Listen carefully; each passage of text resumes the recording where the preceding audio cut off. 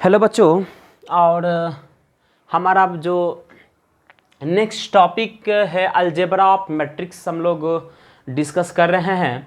और इस algebra of matrix में हम लोग पढ़ेंगे इक्वलिटी ऑफ मैट्रिसेस के बारे में, एडिशन ऑफ मैट्रिसेस के बारे में, सब्सट्रैक्शन ऑफ मैट्रिसेस के बारे में, multiplication of matrices with scalar बारे में पढ़ेंगे, निगेटिव ऑफ मैट्रिसेस को हम लोग पढ़ेंगे। उसके बाद से फिर आपका आता है मल्टीप्लिकेशन ऑफ मैट्रिसेस आता है, फिर उसका प्रॉपर्टीज आता है। तो यहाँ से अब हमारा क्या है ना कि अलजेब्रा ऑफ मैट्रिसेस स्टार्ट हुआ और बहुत सारे चीज़ें यहाँ से हम लोग अब कंटिन्यू करेंगे। तो थोड़ा सा यहाँ से जो भी हमारा जो लेक्चर्स होने वाला इंपॉर्टेंट होने वाला है और थोड़ा सा गौर से देखेंगे। तो अलजेब्रा ऑफ मैट्रिक्स में जो सबसे पहला जो टॉपिक हम लेने वाले हैं वो लेने वाले हैं इक्वलिटी ऑफ मैट्रिक्स के ऊपर, ठीक है ना, इक्वलिटी ऑफ मैट्रिक्स के ऊपर। अब ये समझिए इक्वलिटी ऑफ मैट्रिक्स क्या है। इक्वलिटी ऑफ मैट्रिक्स है ना, टू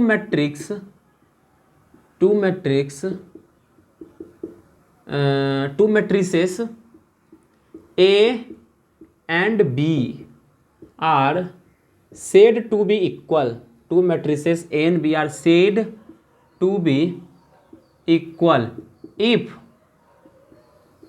पहला their order are same, सबसे पहला क्या होना चाहिए, उसका ऑर्डर जो होना चाहिए वो सेम होना चाहिए। दूसरा करस्पॉन्डिंग एलिमेंट्स आर इक्वल,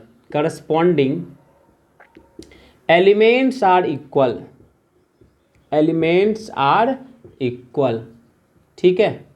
अब देखिए भैया बात की है करस्पॉन्डिंग एलिमेंट की। ये तो पता चला दो मैट्रिक्स ए एंड बी है, इसको इक्वल कब कहेंगे, अगर उन दोनों मैट्रिक्स का ऑर्डर सेम होना चाहिए और उसके करस्पॉन्डिंग इक्वल होना चाहिए, करस्पॉन्डिंग एलिमेंट उसके इक्वल होना चाहिए, ठीक है।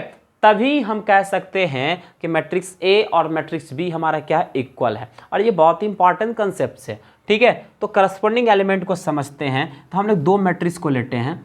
एक मैट्रिक्स ए है जिसका है 1 2 3 5, या ले लो ये कुछ A11 ले लो, A12 ले लो, A21 ले लो और A22 ले लो। ये 2x2 ऑर्डर का मैट्रिक्स है।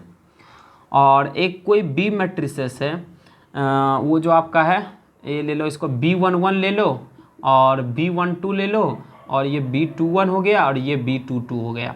ये दो मैट्रिक्स ले लो, देखो ये 2x2 मैट्रिक्स का है। तो ए और बी इक्वल होगा तो सबसे पहले इन दोनों का ऑर्डर क्या होना चाहिए, सेम होना चाहिए। तो ऑर्डर तो सेम है। दूसरा क्या होना चाहिए कि इसके करस्पॉन्डिंग एलिमेंट्स भी हमारे इक्वल होना चाहिए। तो करस्पॉन्डिंग एलिमेंट क्या होता है, जैसे देखो ये क्या है, इसका एड्रेस देखो, पहला रो पहला कॉलम, तो इस मैट्रिक्स में जो पहला रो पहला कॉलम पर एलिमेंट होगा वही इसके करस्पॉन्डिंग एलिमेंट होगा। ये एलिमेंट देखो पहला रो दूसरे कॉलम पर एलिमेंट है, तो इसका करस्पॉन्डिंग एलिमेंट कौन होगा, तो दूसरे वाले मैट्रिक्स में देखो कि वो पहला रो दूसरा कॉलम पर जो रहने वाला एलिमेंट होगा वही इसका करस्पॉन्डिंग एलिमेंट होगा। मतलब A12 और B12 करस्पॉन्डिंग एलिमेंट है। उसी प्रकार A21 का करस्पॉन्डिंग एलिमेंट B21 हो जाएगा और A22 का करस्पॉन्डिंग एलिमेंट आपका B22 हो जाएगा, ठीक है। तो ए और बी इक्वल होने का मतलब क्या रहेगा, दोनों का ऑर्डर सेम है तो सेम है, और साथ में क्या होना चाहिए, A11 इक्वल होना चाहिए B11 के, और A12 इक्वल होना चाहिए आप B12 के, और A21 इक्वल होना चाहिए आपके पास B21 का, और A22 इक्वल होना चाहिए आपके पास B22 का, ठीक है। अगर ऐसा है तब हम कह सकते हैं कि दो मैट्रिसेस हमारा इक्वल है। तो हम लोग फिर इसके ऊपर क्वेश्चंस को हम लोग लेते हैं। कुछ क्वेश्चन ऐसा दे दिया कि निकालिए फाइंड द वैल्यूज ऑफ, निकाल लो क्वेश्चन देख देते हैं हम लोग। ये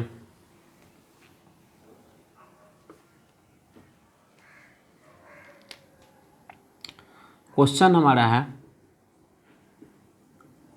find the values of x and y for which, find the value of x and y for which matrices A जो आपका देखो ये दे रखा है, ये आपका 3x + 1 5 0 3y +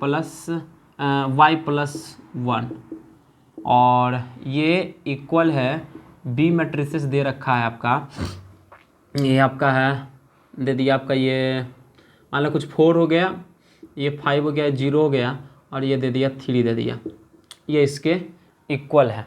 ठीक है, या इसको ले लो ना, इसको कुछ कर लो 3y+2 कुछ भी कर लो, क्वेश्चन बना लो 3y+2 ये दे दिया है। ठीक है, तो ये दोनों आप आर इक्वल। ठीक है, ये क्वेश्चन बन गया हमारा। Find the value of x and y for which matrices A and B are equal. क्या बोल रहा है, A और B इक्वल है, तो A और B इक्वल है तो इसका मतलब क्या, सबसे पहले ये देखो कि इन दोनों का ऑर्डर सेम है क्या, तो यस इस दोनों का ऑर्डर सेम है। ये मैट्रिक्स हमारा 2x2 ऑर्डर का, ये मैट्रिक्स भी हमारा 2x2 ऑर्डर का, दोनों मैट्रिक्स का हमारा ऑर्डर सेम है। तो हम लोग की लिख सकते हैं कि हमारा जो 3x+1 जो होगा इक्वल किसके होगा, 4 के, और दूसरा 5 को देखिए इक्वल 0 0 के इक्वल है। दूसरा क्या मिल जाएगा आपके पास, y+1 जाएगा 3y+2 के इक्वल जाएगा, क्योंकि करस्पॉन्डिंग एलिमेंट को इक्वल कर रहा है। तो इसके करस्पॉन्डिंग एलिमेंट ये हुआ, तो ये इक्वल लिखा, ये दोनों तो आपको लिखा वो इक्वल दिया गया, तो यहाँ से x y का वैल्यू आपको मिलेगा ही नहीं, तो इसको कोई इंटरेस्ट ही नहीं वहाँ पर मेरा कुछ कैलकुलेशन वगैरह को करने का। फिर इसको देख लो, इन दोनों की इक्वल कर दो, तो यहाँ से क्या निकल जाएगा, 3x = 4 - 1, 3x = 3 और x = 3y, 3 कट करके वैल्यू हमारा निकल गया 1। एंड सिमिलरली इसको जब इसको एक साइड ले आओ तो क्या हो जाएगा, y - 3y = 2 - 1 - 2y = 1, y = -1/2। तो these are the values of x and y for which the matrices this and this are equal. ठीक है, तो ये हमारा फर्स्ट क्वेश्चन हुआ।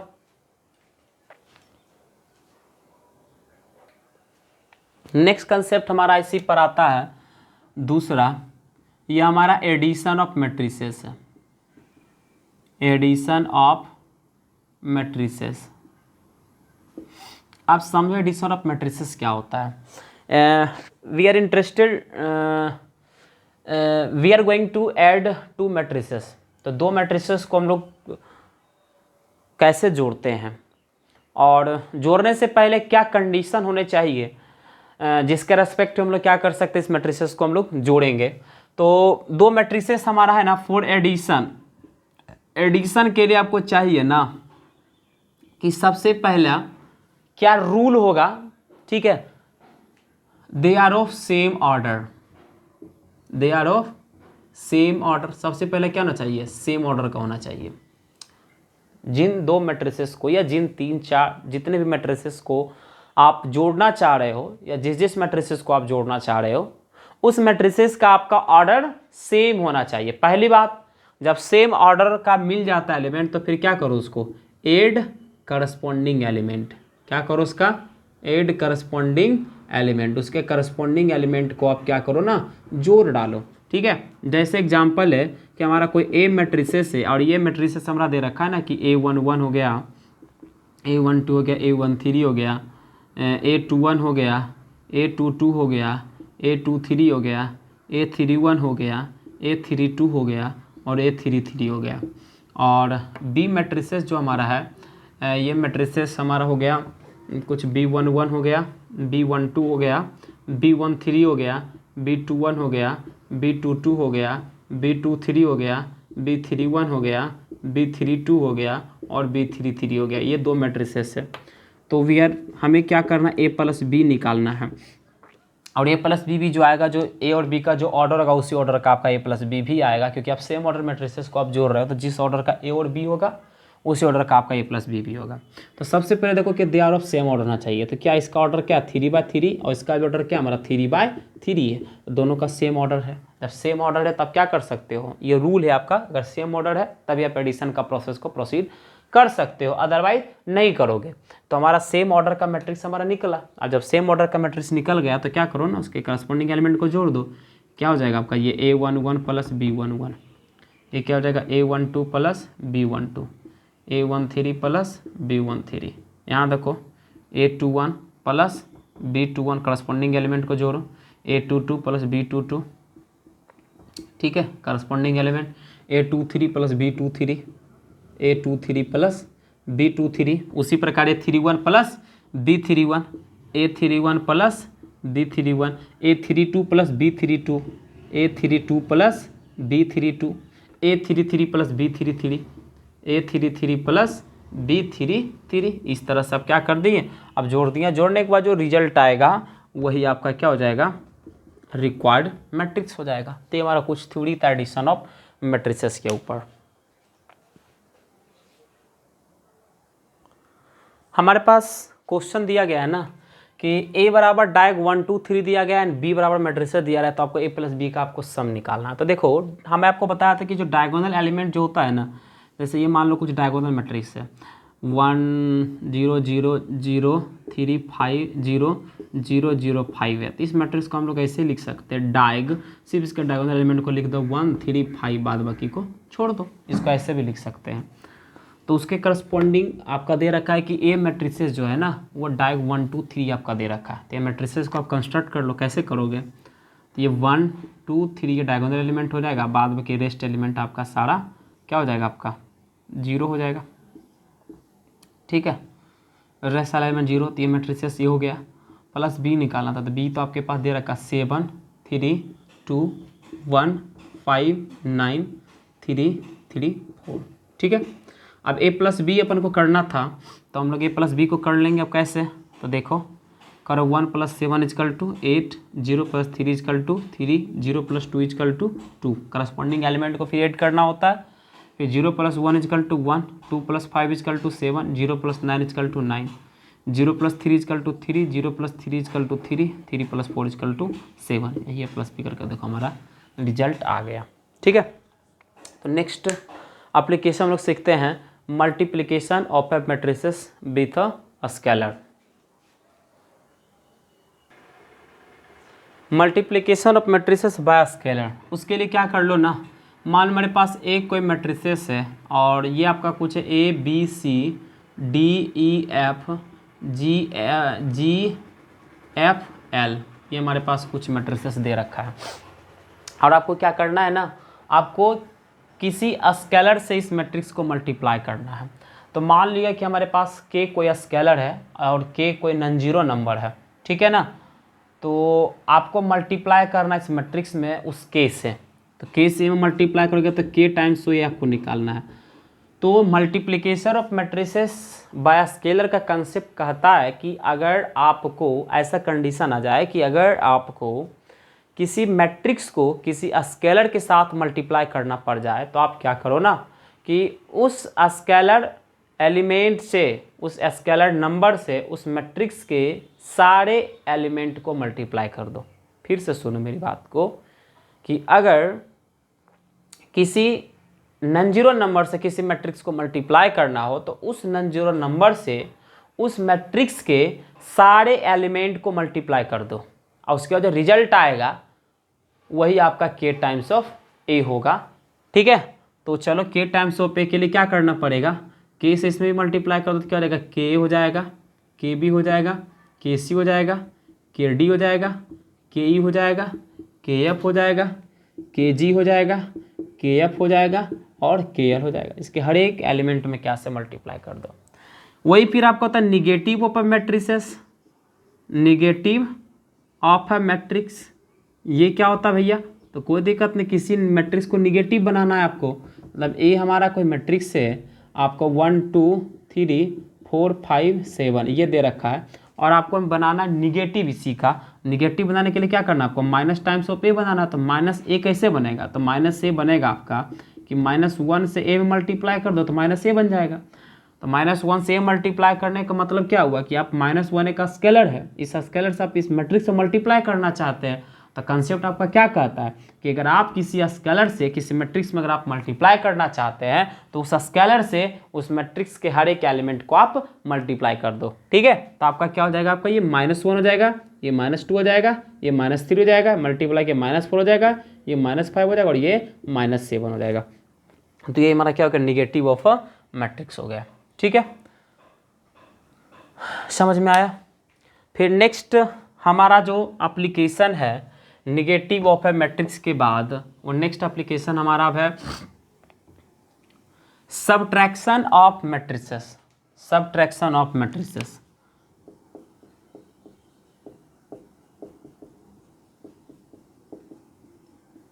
सबट्रैक्शन ऑफ मैट्रिक्स आपको निकालना a माइनस बी, तो क्या a माइनस बी कैसा लिख सकते हैं, a plus minus of B लिख सकते हो इसको।